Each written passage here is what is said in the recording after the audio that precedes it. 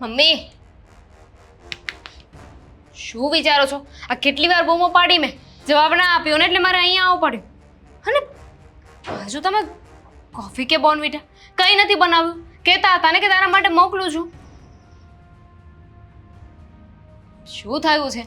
તમારું મોઢું કેમ લટકેલું છે? બહુ જ ખોટો નિર્ણય લીધો છે તે આ જીવનમાં.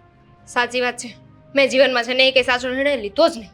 હા, તારા નિર્ણય ઉપર રિગ્રેટ થાય છે મને. તું અત્યારે આ બધી વાતને મજાકમાં લઈ લે, પણ યાદ રાખજે, જે દિવસે આ ઘરમાંથી લગ્ન કરીને મીરા એ ઘરમાં જશે ને, એટલે આ તારા બધા સપના પાણીમાં રોડાઈ જશે.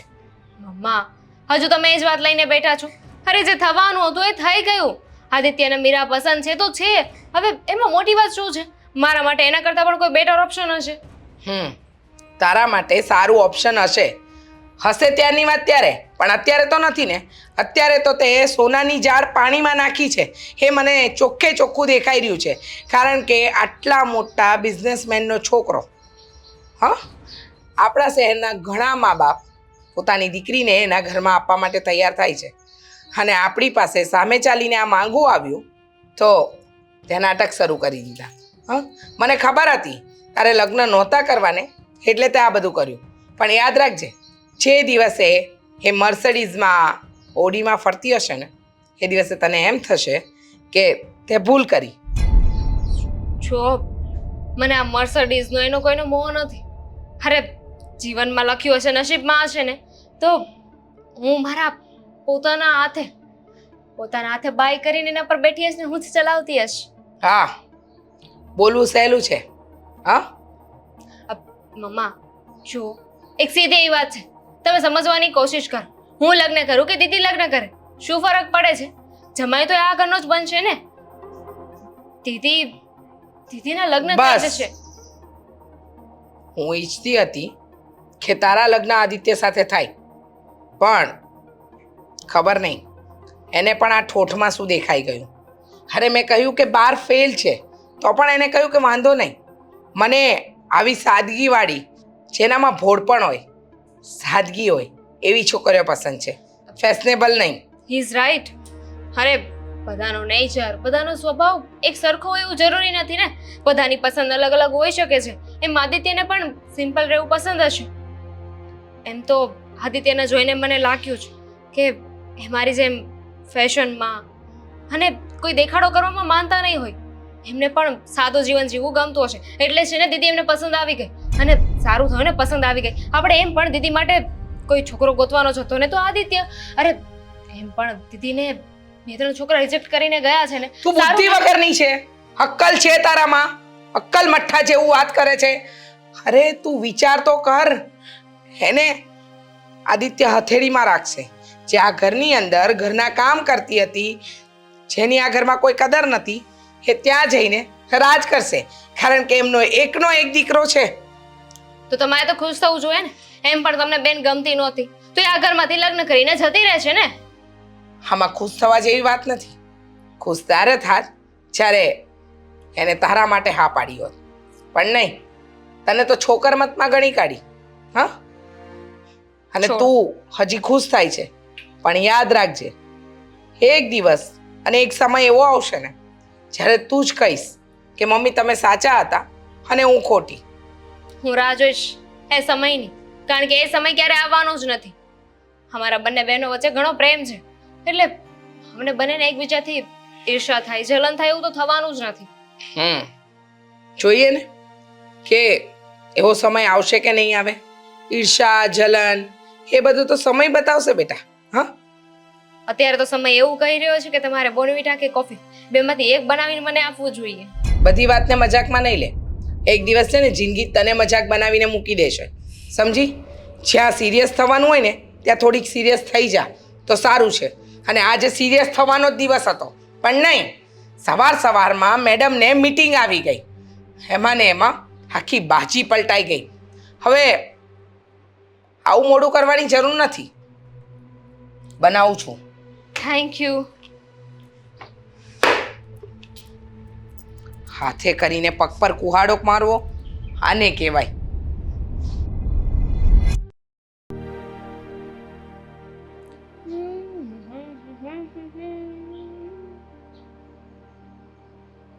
હલો.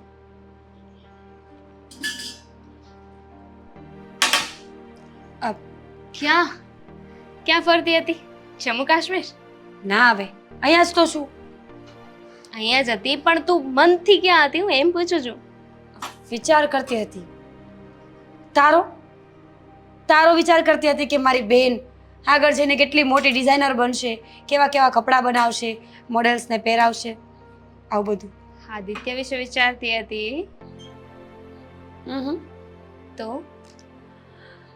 હા, એના વિશે જ વિચારતી હતી. જૂઠું નહીં બોલવાનું, હું એવું કહી દેવાનું, કારણ કે તારા એક્સપ્રેશન જોઈને મને ખબર પડી જાય છે કે તું શું વિચારે છે.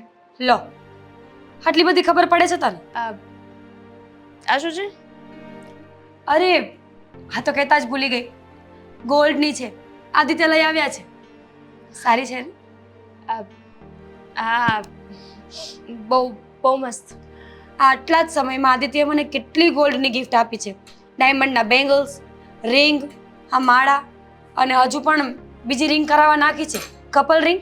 એક એ પહેરશે ને એક હું. 2-3 દિવસમાં 4 વ્હીલ પણ આપી દે છે એક.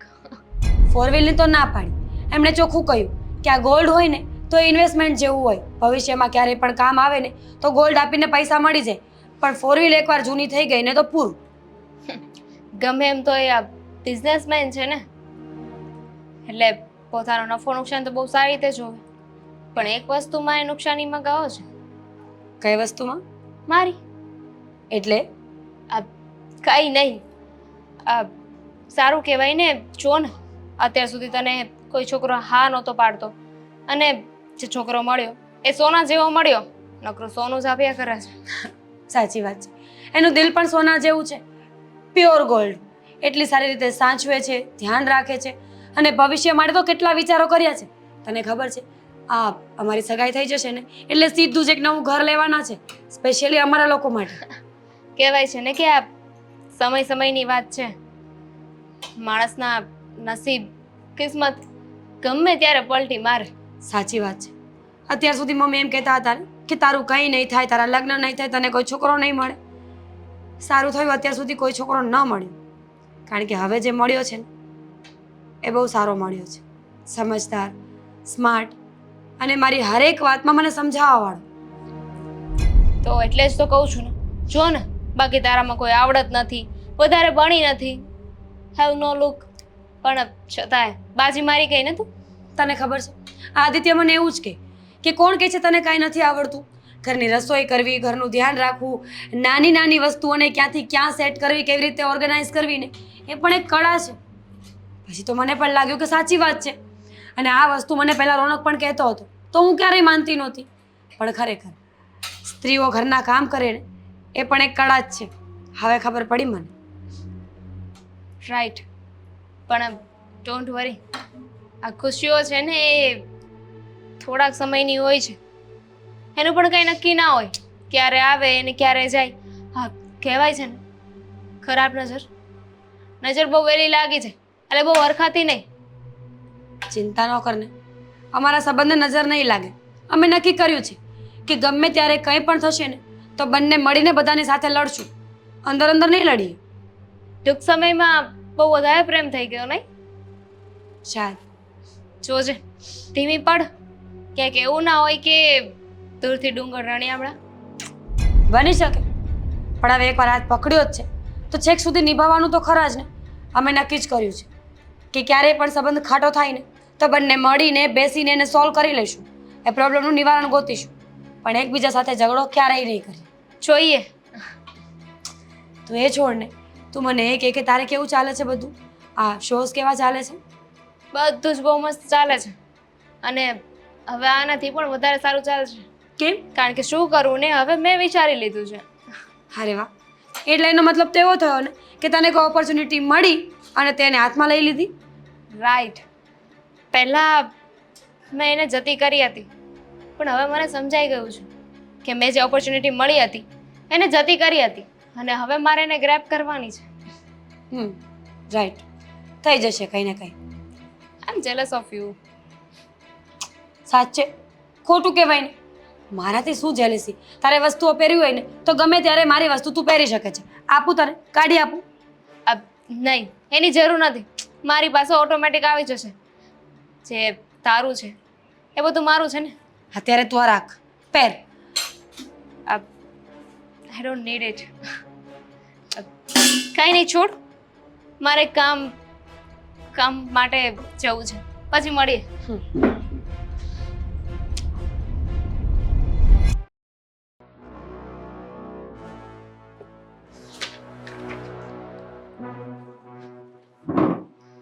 અરે હાય હેલો જીજાજી. હા તું અહીંયા હું અહીંયા ના આવી શકું? આવી જ શકે. તે મને ફોન કર્યો હોત તો હું આવી જાત ને મળવા માટે.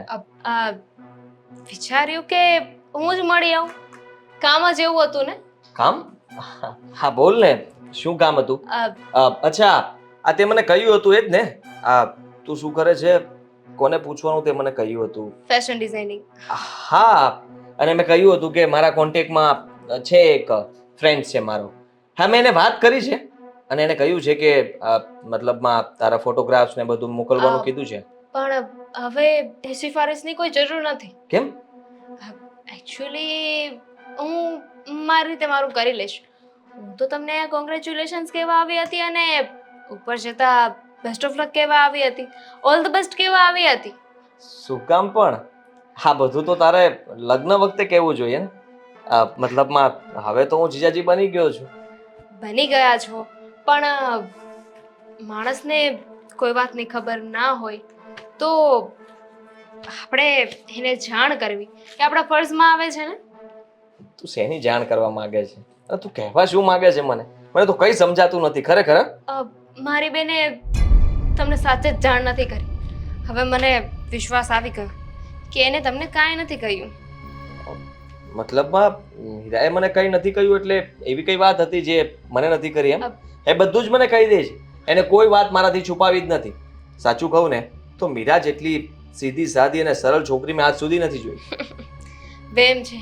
કહેવાય છે ને કે આ પિત્તળ ઉપર તમે સોનાની પરખ લગાવો તો એ સોનું ના થઈ જાય.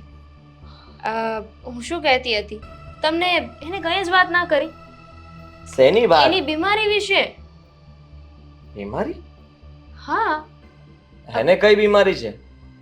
જો આટલી ગંભીર બીમારી છે અને છતાંય તમે એની સાથે રહેવા માટે તૈયાર છો, લગ્ન કરવા માંગો છો. બ્રાવો. બહુ હિંમતની જરૂર પડે. અરે પણ એણે મને તો કઈ વાત નથી કરી દામિની. તું કહે છે કે એને ગંભીર બીમારી છે? કઈ બીમારી છે એને? HIV. શું? હા. શું બકવાસ કરે છે દામિની? જો તું મસ્તી કરવા આવી છે મારી સાથે અને આવો મજાક મને બિલકુલ પસંદ નથી, સમજી લેજે તું. હું તો તમને થેન્ક યુ કહેવા આવી છું કે થેન્ક યુ. મારી બેનને HIV હોવા છતાં પણ તમે એની સાથે લગ્ન કરવા માટે તૈયાર છો, એની સાથે રહો છો. Thank you. તમે મારી બેન સાથે લગ્ન કરવાની હા પાડી દીધી, નહીં તો મારી બેનનું શું થાત? કેટલા છોકરાએ મારી બેનને રિજેક્ટ કરી છે આ બીમારીના લીધે, પણ તમે હા પાડી દીધી. માનવું પડે. આ વાતની જાણ મને પહેલા કેમ ન કરી? જ્યારે હું જોવા આવ્યો હતો, જ્યારે મેં મીરાને પસંદ કરી હતી ત્યારે પણ મમ્મી એ લોકો મને કહી શકતા હતા ને. પણ અમે સામેથી કહી દેતા હતા ને. અને હવે તમે જ મીરાને સામેથી પસંદ કરી છે તો કહેવાનો તો પ્રશ્ન જ નહોતો આવતો. અને જ્યાં સુધી ઘરની વાત ઘરમાં રહી તો વધારે સારું ને. આ તો હું તમને અલર્ટ કરવા આવી હતી. અચ્છા, તો એનો મતલબ એ કે મેં મીરાને પસંદ કરી એટલે મમ્મીને એમ હશે કે મીરાએ વાત કરી દીધી હશે અને મને મંજૂર હશે. રહી વાત તારી, તો મમ્મીએ તો તારી જ વાત કરી હતી મને અને ફોર્સ પણ કરતા હતા કે તારી સાથે સગાઈ કરું. પણ મીરાએ આવું શું કામ કર્યું મારી સાથે? લગ્ન કરવા સીધી વાત છે ને. તમે બિઝનેસમેનના દીકરા છો, એટલું સારું એવું નામ છે, સારા એવા પૈસા કમાવો છો અને હા મારી બેનને એટલી સારી સારી ગિફ્ટો આપો છો. આનાથી વધારે તો શું જોઈએ? અત્યાર સુધી જે છોકરા આવ્યા ને એને તો આ વાત કેવી જ નહોતી પડી, કારણ કે દીદીને જોતા એનું એજ્યુકેશન ખબર પડતા, એની આવડત ખબર પડતા, ના પાડી દેતા હતા. પણ તમે એની સાદગી જોઈને એને પ્રેમ કરવા લાગ્યા. તો આમાં વાંક અમારો કોઈનો નથી, ભૂલ તમારી જ છે. મારી જ. મેં હંમેશા એને સાચું કહ્યું પણ એને મારાથી વાત છુપાવી. વાંક એનો છે કે એ ખોટું બોલી. પણ હવે આ સંબંધ નહીં ચાલે. જુઓ પ્લીઝ. તારી વાત સાચી છે ને કે એને આ ગંભીર બીમારી છે? હા સાચી વાત છે, પણ જુઓ સંબંધ નહીં તોડતા.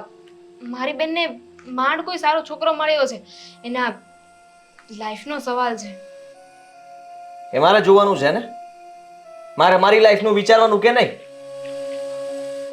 જુઓ અત્યારે તો ઘણા બધા ઈલાજ થઈ શકે છે, રસ્તાઓ છે. મારે શું કરવું ને દામિની, મારે જોવાનું છે. તું જા અહીંયાથી. તે કીધું એના માટે તારો આભાર. હા, પણ બીજી એક વાત, આ એટલી ખાનગી વાત મેં તમને કહી છે. મને વિશ્વાસ છે કે તમે કોઈને નહીં કહો. મળી